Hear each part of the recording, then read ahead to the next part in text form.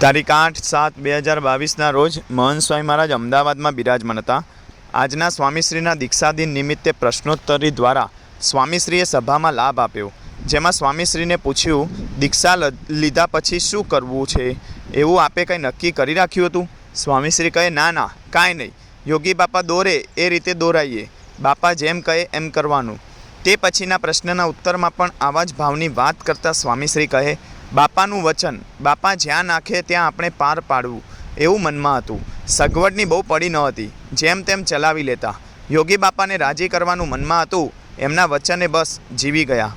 તારીખ 23/7/2017 રોજ મહંત સ્વામી મહારાજ ટોરન્ટોમાં બિરાજમાન હતા।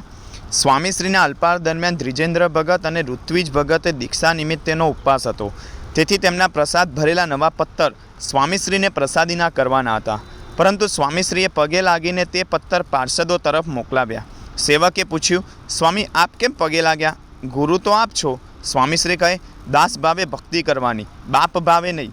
સેવકે ફરીથી કહ્યું, પણ આપ તો ગુરુ છો। આ સાંભળીને સ્વામીશ્રીએ ગુરુપણાની જાણે કાંઈ પડી જ નથી તેવી રીતે જરા અરુચિથી કહ્યું, ગુરુ। થોડી વારે પોતાના મનની વાત કરતાં કહે, મને મનાતું જ નથી કે હું ગુરુ છું, નેતા છું, મુખ્ય છું। મારા સ્વામી મળ્યા એટલે દાસ ભાવે ભક્તિ કર્યા કરવાની। બીજો એક પ્રસંગ છે, તારીખ 21/12/2016 મહંત સ્વામી મહારાજ નવસારીમાં બિરાજમાન હતા। સ્વામીશ્રી રોજ ચેષ્ટાગાન કરતાં માળા ફેરવે છે। આજે શ્રીજી પ્રકાશ સ્વામીએ આપેલી માળા ફેરવી, તેના અનુસંધાનમાં માળાની વાત નીકળી। શ્રીજી પ્રકાશ સ્વામીએ કહ્યું, અમને 1981માં દીક્ષા આપી ત્યારે 50 પૈસાની માળા આપી હતી।